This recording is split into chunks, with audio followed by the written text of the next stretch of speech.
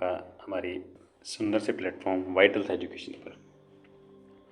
तो दोस्तों, आज हम कवर करने वाले हैं जो हम अभी रेगुलर जो हमारा सेट क्लास 11th का मैथमेटिक्स का जो सेट्स चैप्टर चल रहा है उसका ये समझ लीजिए सेकंड लास्ट वीडियो है। तो इसमें हम क्या करेंगे, जो अभी लास्ट जो प्रीवियस लेक्चर था उसमें हमने कार्डिनलिटी के बारे में डिस्कस किया था।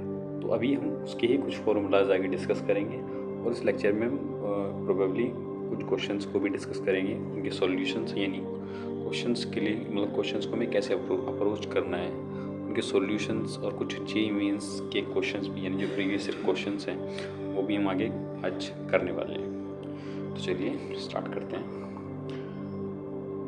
तो सबसे पहले तो अभी कुछ बेसिक थ्योरेटिकल चीज़ें हम पढ़ते हैं। सबसे पहले आप समझिए कि यहाँ पे क्या लिखा गया है कि if A B and C are finite sets, इसकी तीन सेट्स हैं आपके पास ए बी एंड सी, और यू कोई यूनिवर्सल सेट है।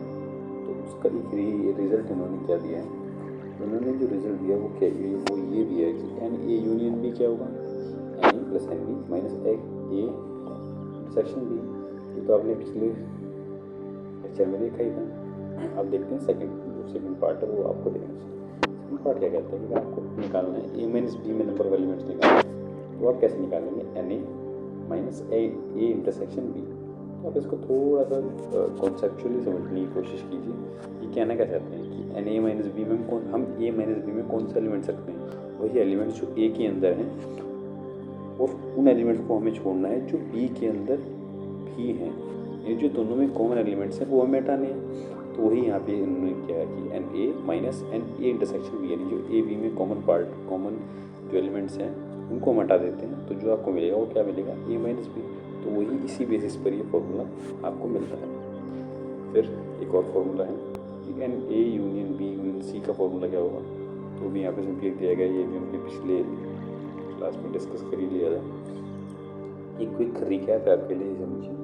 एन ए और ये भी देखिए कि नंबर, ये मान लीजिए आपके पास एक और ये रिलेशन दिया गया है कि number of elements in exactly two of the sets A B and C, यानी मान लीजिए मतलब हमें क्या बताया कि दो सेट्स में number of elements in exactly two of the sets A B and C में क्या होगा, वो होगा n A intersection B plus n B intersection C plus n intersection C intersection A minus 3n A intersection B intersection C.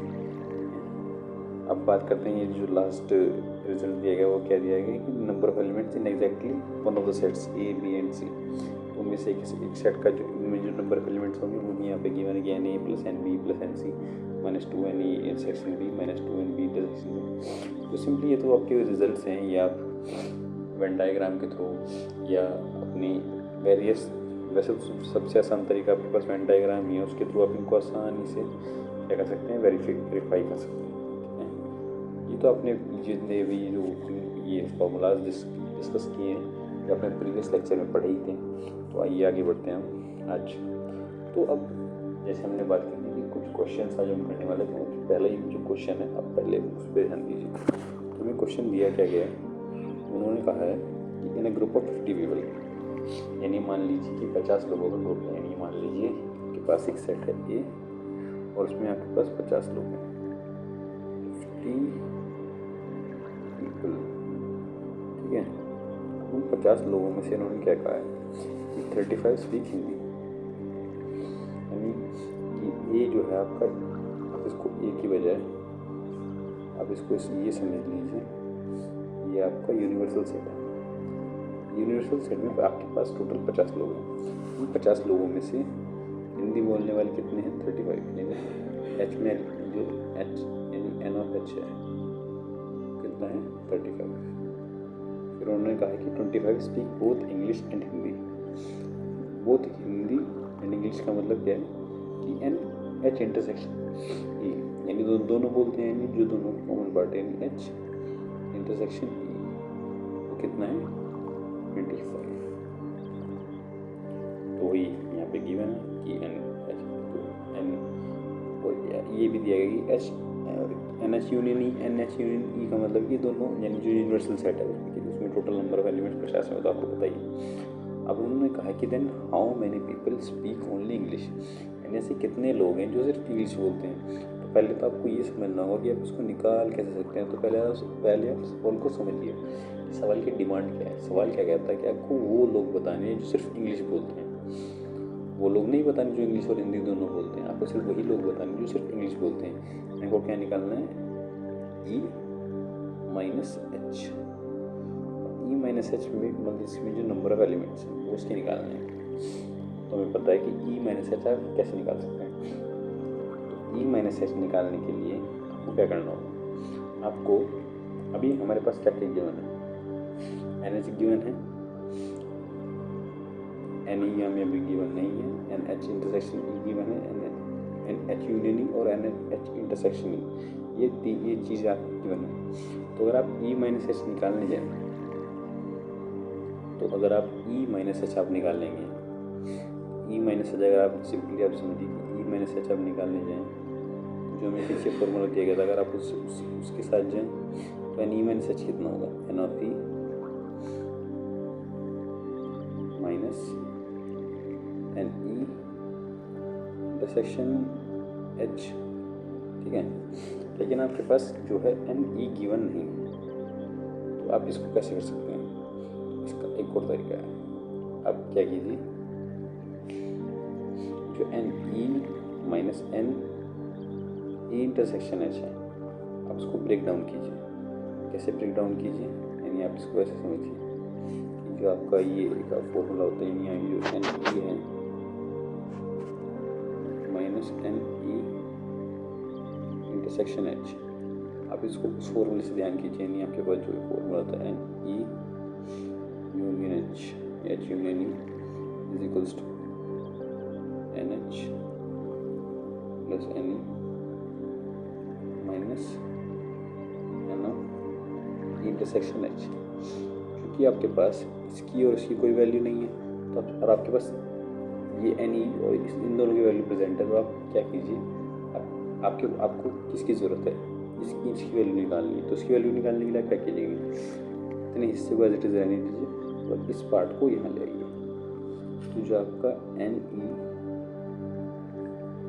Minus n E intersection F है, इसकी equal हो जाएगा, वो हो जाएगा आपका n H union E minus n of H.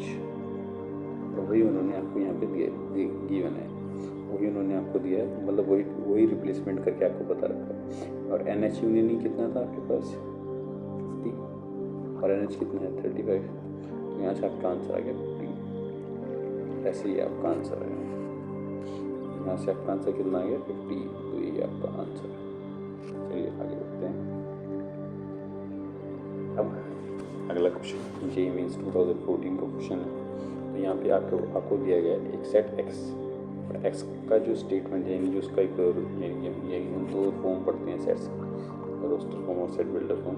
तो उसमें से जो सेट बिल्डर फॉर्म है वो दी गई है। इसमें क्या कहा गया है कि एक्स इज इक्वल्स टू, इसमें जो एलिमेंट्स हैं वो क्या होंगे, 4 की power n, 4 power n minus 3n minus 1, और में जो n है वो क्या है, बिलोंग्स टू नेचुरल नंबर। फिर जो दूसरा सेट आपके पास है y, वो है 9 इंटू ब्रैकेट n माइनस 1, और यहाँ पे भी n क्या है, एक नेचुरल नंबर। तो हमें क्या बताना है, x माइनस मतलब x यूनियन y बताना है। तो पहले तो अब इसमें एलिमेंट्स नहीं, पहले तो हमें एक सेट निकालना पड़ेगा।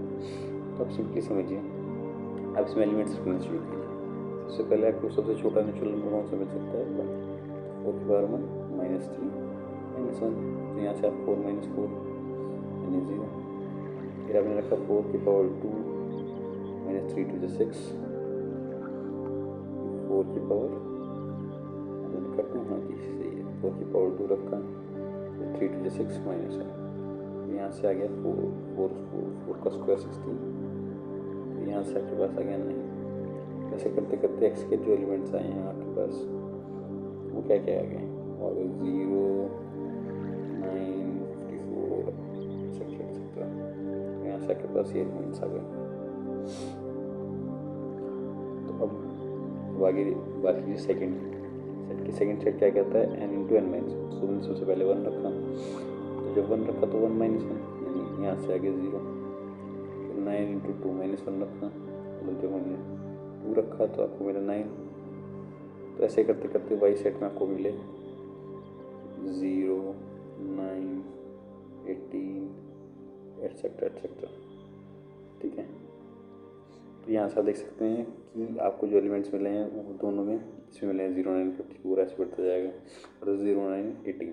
तो आज बस आपको दोनों सेट्स मिल चुके हैं। आपको क्या निकालना है, x union y. X union y में क्या करना है, इसके जो एलिमेंट्स हैं और वाई के जो एलिमेंट्स हैं उन्हें एडअप करना है। जो कॉमन पार्ट है उन्हें बस सिंगली आइटम लिखना है, ऐसा नहीं है कि दोनों के अलग अलग हमें लिखने की जरूरत है। तो एक्स यूनियन वाई में क्या जाएगा, 0, 9, 18, 27, 36, 45, 54 ऐसे ऐसे करते करते ये जुड़ जाएगा। तो सिंपली ज़्यादा हार्ड क्वेश्चन ये था नहीं।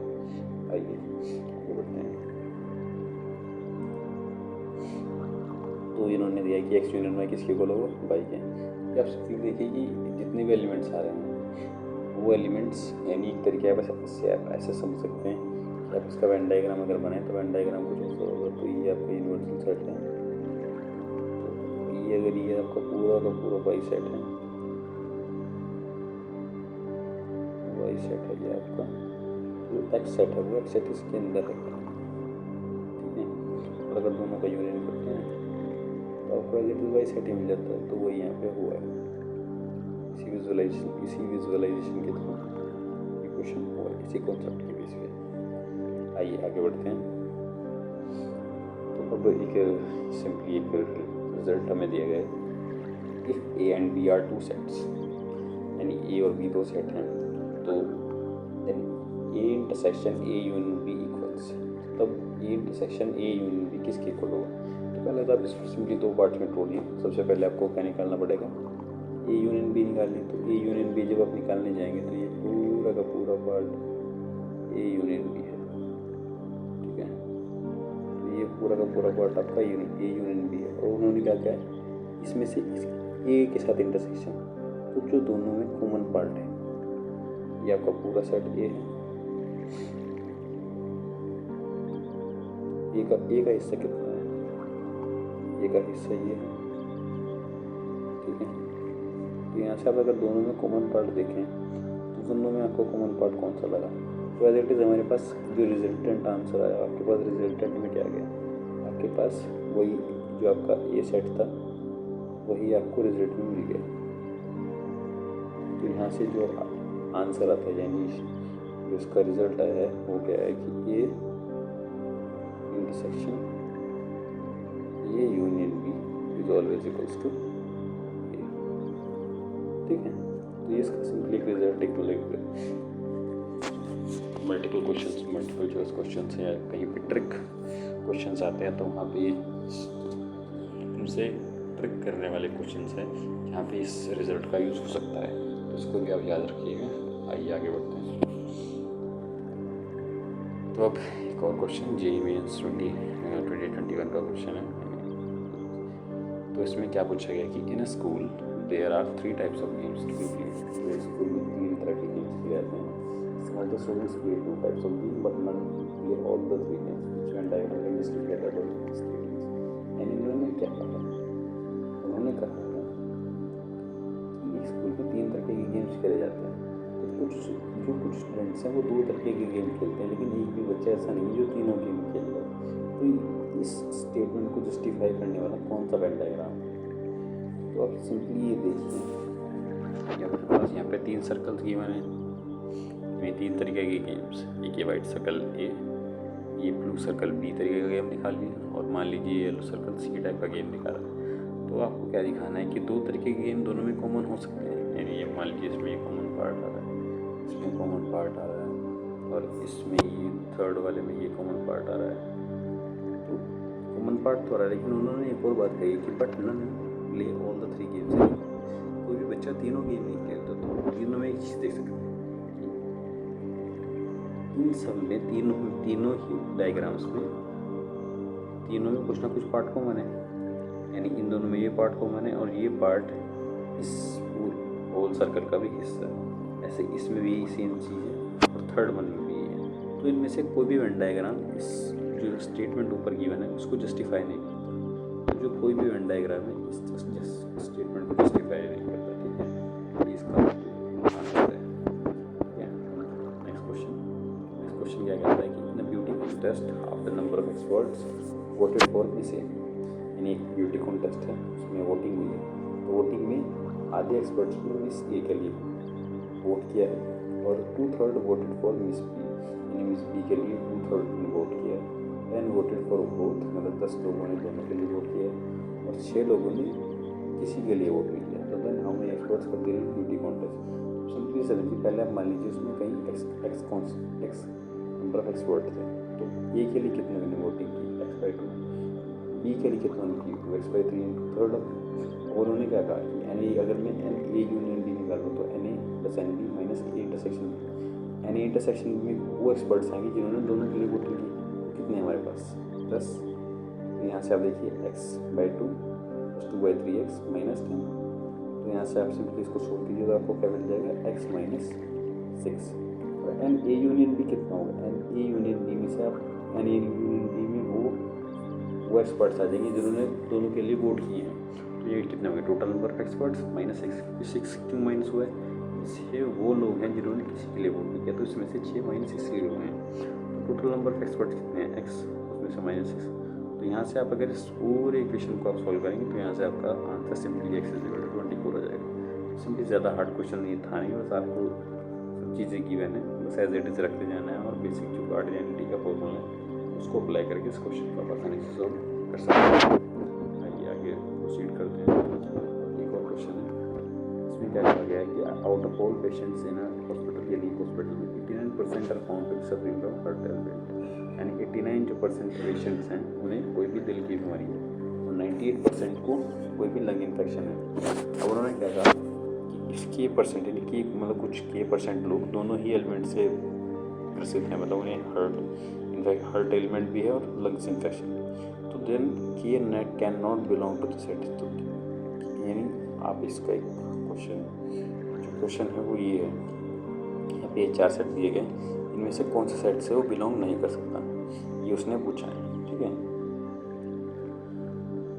तो अब जो यहाँ पे हुआ क्या है, तो मान लीजिए हम पहले तो 2 सेट्स बनाते हैं, सिंपली हमें 2 चीज़ें गिवन, तो ये सेट वो मान लेते हैं जो ऐसे पेशेंट्स का जो हार्ट एलिमेंट से सफ़र कर रहे हैं और बी वो जो लंग इन्फेक्शन से सफ़र कर रहे हैं।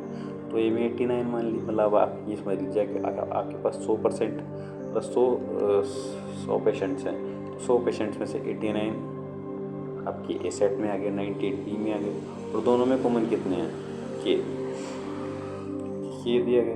तो अब सिंपली आप इसको अगर निकालेंगे तो आप सिंपली देख, हमने टोटल पेशेंट्स कितने माने हैं 100, तो 100 इक्वल्स टू, यहाँ से अगर आप देखेंगे तो यहाँ से जो आपका आंसर आएगा वो कितना आ जाएगा, <= 100। कि जो दोनों ऐसे, मतलब कुछ पेशेंट्स ऐसे भी तो हो सकते हैं जो दोनों में कॉमन आ जाएं। तो यहाँ से उन्होंने क्या कहा कि किसमें <= 100। तो अगर यहाँ से आप के का रिलेशन निकालेंगे तो जो के है वो क्या होना चाहिए, के मस्ट बी ग्रेटर देन और इक्वल टू 87। जो के है वो 87 से बड़ा होना चाहिए हमेशा। और जो आपके पास ऑप्शंस गिवन है उसमें आप सिंपली देख सकते हैं कि इसमें 87 से बड़े इसी सेट में एलिमेंट्स नहीं हैं। इसमें भी 87 से बड़े एलिमेंट्स हैं, इसमें भी 87 से बड़े एलिमेंट्स हैं, और इसमें भी। बस इस सी सेट में आपके पास कोई भी एलिमेंट 87 से बड़ा नहीं है। ठीक, आगे बढ़ते हैं। अब एक क्वेश्चन है कि एक क्लास में 175 स्टूडेंट्स हैं, तो इसमें क्या है, इसमें आपको गिवन क्या क्या है, बस अभी ध्यान रखिए। Mathematics following data shows the number of students obtaining 1 और मोर सब्जेक्ट्स। मैथमेटिक्स 100 बच्चों के पास है, फिजिक्स 70, केमिस्ट्री 40 बच्चों के पास। मैथमेटिक्स और फिजिक्स जो दोनों के पास है 30 बच्चे हैं। मैथमेटिक्स केमिस्ट्री 28 बच्चों के पास कॉमनली है, और फिजिक्स केमिस्ट्री 23, और जिनके पास PCM है तो हैं 18। Student has to select at least any one of these 3 subjects. और हर स्टूडेंट के पास कोई ना कोई सिंगल सब्जेक्ट ज़रूर है। Then how many students have offered mathematics loan. उन्होंने पूछा है कि सिर्फ वो बच्चे बताइए जिनके पास सिर्फ ओनली मैथमेटिक्स है। तो आप सिंपली समझिए कि आपके पास टोटल स्टूडेंट्स कितने हैं 175। एमसीटी मैथमेटिक्स वाले कितने हैं 100, केमिस्ट्री वाले 40, फिजिक्स वाले 70। और इसमें भी जो पर्टिकुलरली क्या क्या गिवन है कि मतलब मैथ्स और केमिस्ट्री में कॉमन है वो 28 है, फिजिक्स केमिस्ट्री में 23, मैथ और फिजिक्स में 30। और जो तीनों में है, मतलब जो जिनके पास तीनों ही सब्जेक्ट्स हैं, कितने हैं, 18 बच्चे हैं। यहाँ से आप सिंपली इसको बेसिक फॉर्मूले से आप इसको निकालेंगे। तो यहाँ से जो नंबर स्टूडेंट्स इन मैथमेटिक्स है वो कितने आएंगे, N of F minus N M intersection C minus M intersection P plus N M intersection P intersection C. यहाँ से आप देखेंगे कि मैंने इसको आप इसको थोड़ा कॉम्प्लिकेटेड हो गया है। आपके पास एक फॉर्मूला होता था n M union P union C. तो टोटल स्टूडेंट्स आप ये समझ लीजिए कि आपके पास 175 स्टूडेंट, ये तो 175 के इक्वल है क्योंकि टोटल स्टूडेंट्स तो 175 है। और आप हमें ये भी बताया कि सब में सबको एक नया सब्जेक्ट तो चुनना जरूरी है, सो 175 है। लेकिन इसका फॉर्मूला क्या होगा, n M plus n P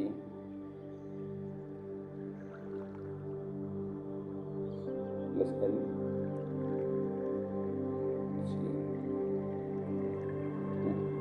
बाकी एज इट इज जिसका फॉर्मूला है n minus n P intersection है। ऐसे करते करते इसका जो टोटल फॉर्मूला वो लिखा गया। उसी फॉर्मूले से ये जो आपका ये जो फॉर्मूला यहाँ पे लिखा गया वो इसी फॉर्मूले से आया हुआ है। और यहाँ से आप सिंपली इनकी वैल्यूज जब आप पुट करेंगे, पुट करने के बाद आपके पास जो आंसर आएगा वो ये आ जाएगा, यानी 60 आंसर आ जाएगा। सिंपली आप इनको रखिए, इनकी वैल्यूज इनमें रखते जाइए तो आपको यही आंसर आपके पास एज इट इज़ मिल जाएगा। तो इसमें जो आपका आंसर है वो कौन सा है, तो आपका आंसर है 60। ठीक है, आइए आगे बढ़ते हैं।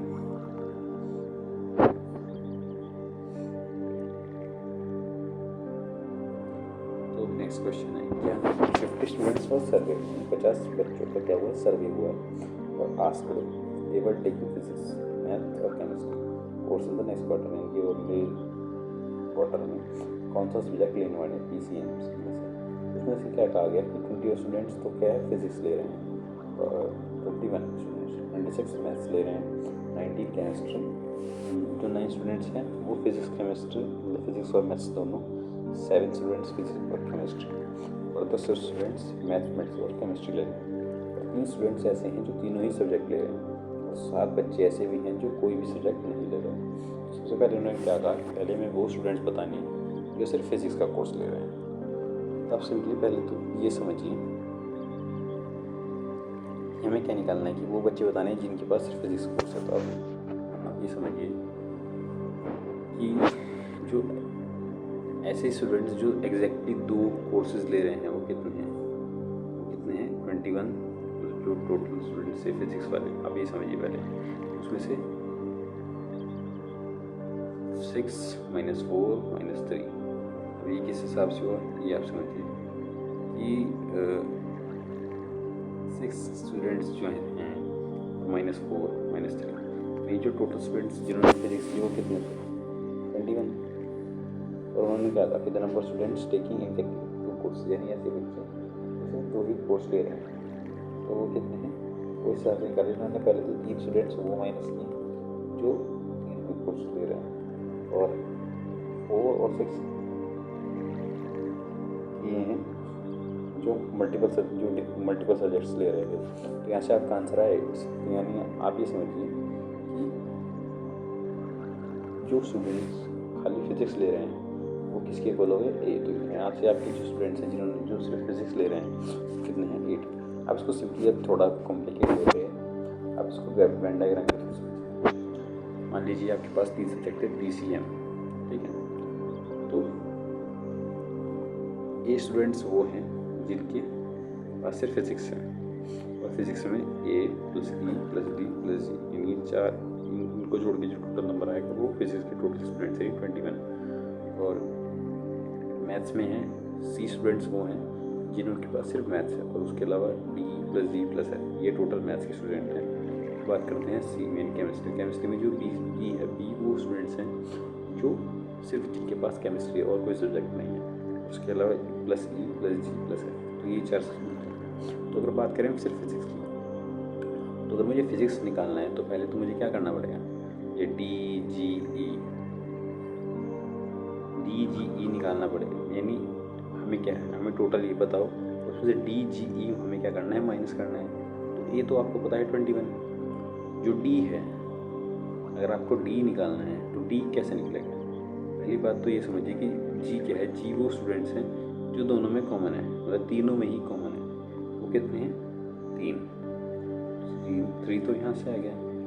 फिर बात करें डी की, तो डी वो स्टूडेंट्स हैं जो आपके पास, यानी ये समझिए कि आपको क्या निकालना है, आपको एफ भी निकालना है, एफ और ये भी निकालना है। तो वेन डायग्राम से जब आप सोल्व करेंगे तो वेन डायग्राम से आपको पता लगेगा कि जो डी प्लस एफ प्लस ई किसके इक्वल है, 6 + 4 + 7, यानी ये जो आपका है डी एफ और ई वो किसके इक्वल है, 6 + 4 + 7। ठीक है, तो यहाँ से आप समझ सकते हैं, यहाँ से जो आपके पास जो एक तरीके से रिजल्ट आएगा उसमें अभी समझेंगे। जो डी है वो 6 के इक्वल है और जो ई है वो किसके इक्वल है, 4 के। तो वही रिजल्ट ही हमने यहाँ पे अप्लाई किया और यहाँ से अब जो स्टूडेंट्स हैं जिनके पास सिर्फ फिजिक्स यानी ए वो कितने हैं, 8 आए। अब आप देखिए जो डी है, डी हमने कैसे निकाला, 9 - 3। 9 - 3 मतलब, यानी आप ये समझिए कि 9 ऐसे स्टूडेंट सिर्फ 9 हैं जिनके पास फिजिक्स और मैथ दोनों हैं। इन दोनों में जो कॉमन स्टूडेंट्स हैं वो कितने हैं, 9 टोटल 9 है, यानी डी प्लस जी 9 के इक्वल है और उसमें से हमें जी हटाना है, 9 में से तो डी तो आपका 6 ऐसे आया। रही बात ई की, तो ई स्टूडेंट्स आप कैसे निकालेंगे, तो ये समझिए कि केमिस्ट्री और फिजिक्स में कितने स्टूडेंट्स कॉमन है, 7। ये टोटल ई प्लस जी 7 और उसमें से जी हटा दिए तो आपको क्या मिल जाएगा, ई 7 - 3, तो ये ऐसे आया आपका ई, यानी 4n और एम इंटरसेक्शन सी। तो यहाँ से आप सिंपली समझ सकते हैं, तो ऐसे ऐसे करते करते आपके पास ये स्टूडेंट्स आए। ठीक है, ये क्वेश्चन मैं आपको आगे बाद में डिस्कस करूँगा, ये थोड़ा कॉम्प्लिकेटेड क्वेश्चन है, इसके लिए मैं एक अलग से शॉर्ट वीडियो बना दूँगा जहाँ पे मैं इस क्वेश्चन को अलग से डिस्कस करूँगा। चलिए हम उसको आगे पढ़ते हैं। अभी समझिए नेक्स्ट क्वेश्चन क्या कहता है, इन अ टाउन 10,000 फैमिली ने कस्बा है, उसमें 10,000 फैमिली, तो हमें क्या है कि 40% फैमिलीज न्यूज़पेपर एक खरीदती हैं, 20% बी, 10% सी। 5% वो है जो ए और बी खरीदती हैं, 3% B and C, 4% A and C और 2% वो हैं जो तीनों खरीदते हैं। तो हमें वो फैमिलीज बतानी है जो सिर्फ ये न्यूज़पेपर खरीदती है। एन ऑफ ए में 40% ऑफ 10,000 में 4,000, एन बी में 2,000, एन सी में 1,000 और एन ए इंटरसेक्शन बी यानी ए और बी खरीदने वाले वहाँ सिर्फ 500, n B intersection C 300, n A intersection C 400, जो तीनों खरीदने वाले हैं वो सिर्फ 200 है। तो हमें क्या निकालना है, हमें वो निकालना है जो सिर्फ ए खरीदते हैं। ए के साथ हम किनका इंटरसेक्शन करेंगे, बी कॉम्प्लीमेंट और सी कॉम्प्लीमेंट। तो यहाँ से आप समझिए जब आप इसको ब्रेक डाउन करेंगे इससे आ जाएगा n A minus n A intersection B minus A intersection B C plus n A intersection B intersection C. ऐसे सबसे सिंपली इनको वैल्यूज़ करके जाइए तो आपको वो आंसर मिल जाएगा। ठीक है, आगे बढ़ते हैं। देखो वही क्वेश्चन है जो हमने आपको बताया, जिन्होंने थोड़ा वेन डायग्राम के थ्रू ये शो किया हुआ है कि मान लीजिए टोटल आपके पास 4,000, मान लीजिए जो आपका न्यूज़पेपर था 4,000 थे, 4,000 का ये कुछ इस तरह से कथा कि 300, तो टोटल आप ये समझिए कि दोनों मतलब ए और बी में कितने कॉमन थे, 500 और जो 200 है वो तीनों में ही कॉमन है 500, तो जो बाकी बचा हिस्सा वो कितना है, 300। ये 300 इस वजह से है। फिर बात कीजिए ए और सी में कितने कॉमन थे, 400 में सिर्फ 200 और तीनों में ही कॉमन है, तो जो बाकी बचा हिस्सा जो सिर्फ ए और सी में कॉमन है उसमें डी का कोई पार्ट ना हो तो वो कितने हैं, 200। और बात कीजिए बी और सी में भी टोटल कॉमन कितने थे, 300 में से भी 200 वो हैं जो तीनों में ही कॉमन है, इसका जो इंडिविजुअली बचा 100। तो ये जो टोटल 4,000 था, 4,000 में से अगर हम इन तीनों वैल्यूज़ को घटाएंगे 200, 400 और 700, तो 4,000 में 700 जब आप रिड्यूस करेंगे तो आपके पास कितना आ जाएगा, 3,300। सिंपली वेन डायग्राम विजुअलाइज करके आप इस क्वेश्चन को आसानी से कर सकते हैं। ठीक है, कोई कुछ नहीं। आइए अब एक जे मेन जुलाई 2022 का कोई क्वेश्चन है, इसमें क्या गिवन है कि आपके पास एक सेट ए गिवन है, ए क्या है 1 2 3 4 5 6 7, तो हमें बी डिफाइन करना है ऐसे, जो टी है इसमें वो क्या होगा, इम्प्रॉपर सबसेट होगा ए का, और जो इधर 1 जो 1 है वो टी से बिलोंग नहीं करना चाहिए या 2 बिलोंग करना चाहिए टी से। एंड फॉर इक्वल सी भी डिफाइन करना है जो कि वो भी टी का ही वो ए का सबसेट होगा। और टी क्या होगा, T the sum of all elements of T is a prime number. इसमें जितने भी एलिमेंट्स हैं उसका सम क्या आना चाहिए, prime number. Then the number of elements in the set B mean C. तो पहले आप देखिए ये भी क्या है, ये सब एलिमेंट्स हैं। तो अगर पहले मुझे बी सेट बनाना है, बी और सी की आपके पास वैल्यूज भी बनाए, तो हमें क्या बनाना है, बी यूनियन सी निकालना है। बी यूनियन सी निकालने का एक तरीका ये भी है कि आप क्या निकाल सकते हैं, B complement intersection C complement, या आसानी से निकाल सकते हैं। तो बी डैश क्या होगा, ऐसा सब्जेक्ट ए का ऐसा सब्जेक्ट जिसमें 1 तो हो पर 2 ना हो। और सी डैश क्या होगा, एक ऐसा सब्जेक्ट जिनका सम प्राइम ना हो। तो हमें क्या निकालना है, हमें सबसेट्स निकालने हैं किसके, 3 4 5 6 7 के। इसमें 1 2 नहीं है और उसमें जो नंबर्स हैं वो क्या हैं, वो sum of elements plus 1 is composite. मतलब इनका अगर सम करें और उनमें +1 ऐड कर दें तो वो क्या आ जाएगा, कंपोजिट आ जाएगा। तो यहाँ से इसको जब आप सोल्व करेंगे तो आप ऐसे देखिए कि अगर 5 एलिमेंट्स का सबसेट है वो एक बन सकता है, 4 वाला 3, 3 वाले 6, 2 वाले 7 और 1 एलिमेंट्स वाले सबसेट 3 और 0 वाले 1। सिंपली ऐसे करते करते करते करते आपके पास कितने टोटल सबसेट तो 2 की पावर 7 बनेंगे। और उसमें से अगर हम 21 वाले ये एलिमेंट्स हैं, वो एलिमेंट्स वो सबसेट्स हैं जो बी और सी में नहीं आने वाले, कितने 21। तो यही इसमें से माइनस किए गए हैं। तो क्या दैट इज लास्ट में आपको क्या मिलता है, 107। और ये क्वेश्चन भी आप देख लीजिए, इस क्वेश्चन का स्क्रीनशॉट ले लीजिए, आप इसको एक बार ट्राई कीजिएगा अपने आप। बाकी अगर आपको कुछ भी डाउट लगता है तो आप मुझे कमेंट्स के जरिए आप बता भी सकते हैं। ये क्वेश्चन हो गया, ये वाला क्वेश्चन है। बाकी इस जितनी ये क्वेश्चन हैं इनको मैं एक बार आगे भी डिस्कस करूँगा, जैसे मुझे मौका मिलेगा मैं इनको आगे भी डिस्कस करता रहूँगा। इस क्वेश्चन का भी स्क्रीनशॉट ले सकते हैं। क्वेश्चन जो पहले गया ये एक और क्वेश्चन देखिए, ये भी क्वेश्चन आ रहे हैं, आप इनका स्क्रीनशॉट ले लीजिए और क्वेश्चन को मैं आगे डिस्कस करूँगा। आपको एक अप्रोच चाहिए कोई भी क्वेश्चन सोल्व करने के लिए। अगर आपको अप्रोच मिल गई, विजुअलाइज कर लिया, सबसे आसान तरीका कोई भी क्वेश्चन सोल्व करने का है कि आप वेन डायग्राम के थ्रू उसको विजुअलाइज करने की कोशिश कीजिए। और बाकी आपके पास जो फॉर्मूले, अगर आपने वेन डायग्राम के थ्रू से विजुअलाइज कर ली तो आप फॉर्मूले अपने आप ये बना लेंगे, उसमें आपको फॉर्मूले रटने की जरूरत नहीं पड़ेगी। क्योंकि वेन डायग्राम एक ऐसी चीज़ है जिसको अगर आप विजुअलाइज कर पाए तो आप कोई भी क्वेश्चन मतलब सेट से रिलेटेड, इसमें वेन डायग्राम की मतलब जितने भी कार्डिनैलिटी वाले हैं उसमें आप वेन डायग्राम के थ्रू क्वेश्चन सोल्व करने जाएंगे तो आप आसानी से वेन डायग्राम को विजुअलाइज करके कोई भी क्वेश्चन सोल्व कर सकते हैं, चाहे भले ही वो कितना हार्ड हो। तो बस आज के लिए इतना ही, बाकी आपको मिलेंगे नेक्स्ट वीडियो में जिसमें हम बेबी कर्व मेथड और इंटरवल्स के बारे में थोड़ा आगे जानेंगे और कुछ इनइक्वालिटीज़ वाली चीज़ें भी आगे हम जानेंगे जो कि हमारे आगे मैथमेटिक्स में मतलब 11th के मैथमेटिक्स और 12th में जो मैथमेटिक्स होती है उसमें आगे बहुत यूज़ होने वाला है उसका। तो उसका एक इंट्रोडक्शन पढ़ेंगे जो उसकी बेसिक्स हैं और बेसिक जो मेथड्स हैं, यानी कोई भी इंटरवल वगैरह निकालना वो हम इसमें पढ़ेंगे। आज आपने जो भी पढ़ा वो आप समझे होंगे और अगर आपको भी इसमें डाउट लगता है तो आप मुझे कमेंट्स के थ्रू बता सकते हैं। Hope you enjoy the video. तो आप ज़्यादा से ज़्यादा लोगों को उसको शेयर कीजिए और हमें ज़्यादा से ज़्यादा लोगों तक पहुँचाएँ। Thank you.